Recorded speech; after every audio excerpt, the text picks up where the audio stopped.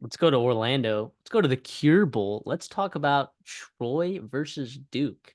Two teams without their head coaches for this game. Believe it or not. Believe it or not, Duke is catching 7.5 versus Troy. Troy favored. Gunnar Watson, last game as a Troy Trojan. Gonna miss You him, got man. you got an onslaught of Duke players in the portal, including Riley Leonard. I mean, who didn't play for most of the season anyways, right? It's gonna be Grayson Loftus in this game again. No Jordan Waters, no Jalen Calhoun who opted out for the NFL, no Graham Barden who opted out for the NFL, no Brandon Johnson who's in the transfer portal. Elite player in their secondary, they're not gonna have. I mean, jeez. I don't know. I mean, I'm not gonna think too hard about it. I'm gonna take Troy in the points, the 7.5. I don't like that we're catching the hook there at the 7.5. But I gotta take it. I think Troy's a lot better team. Now, no John Summerall. I guess it's a big deal, but I think not having Mike Elko is a bigger deal for Duke. I really think so. Well, And somehow and I you go ahead.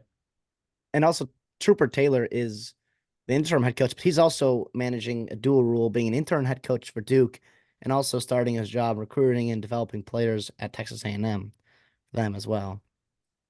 Yes, absolutely. Now you get Jacquez Moore back from the transfer portal, which is huge because honestly, he's better than Jordan Waters. Don't at And, me. and that's the thing, real quick about that. Like we mentioned this in our video about Jacquez Moore. Like the more touches he gets, the better it is. And like that's the more touches that Jordan Waters is not getting. And we like Jordan Waters in his own right for sure, but Moore is special what he can do with the ball in his hands, especially in a very limited offense where you're gonna have, you're down a couple offensive linemen, you're down to your Grayson Loftus.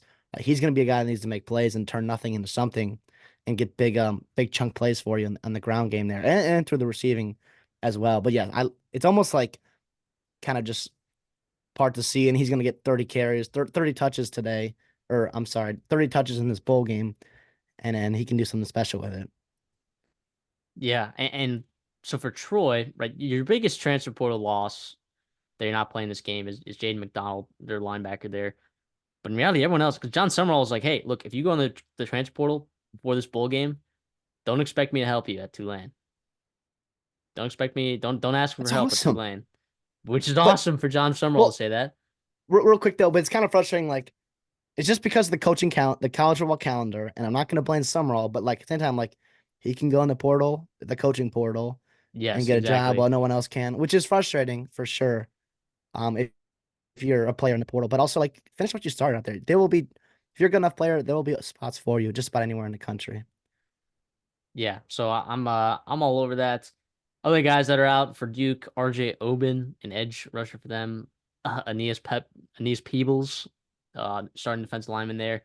Dorian Mousey, linebacker that gets a lot of snaps. Jalen Stinson, he might be playing. I don't know, but so Scott Elliott, their center, didn't play in the last few games. Who knows if he's coming back? Terry Moore, he got hurt late in the season. Who knows if he's coming back? They're just so, but I mean, Dwayne Carter, he might be opting out. I'm not sure. I have a feeling he's going to play, but who knows? I like the continuity that I'm getting from Troy's roster.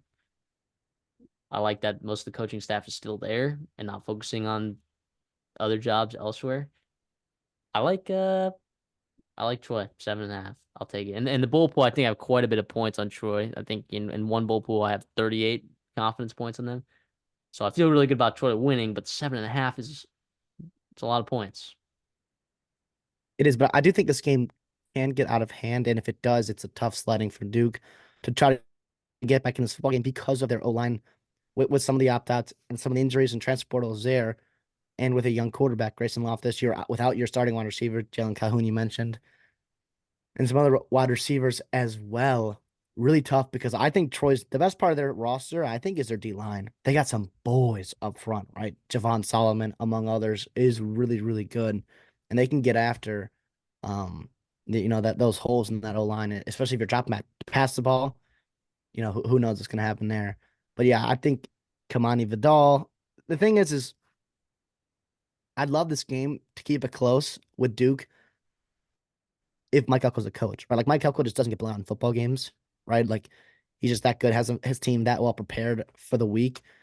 The problem is he's not there anymore. You mentioned him being gone to Texas A&M. This is really going to sway my decision. So on the surface, 7.5 seems like a lot, but also like this is a new reality of Duke, right? Like Mike Elko is gone, Trooper Taylor's gone. A lot of your star players are gone.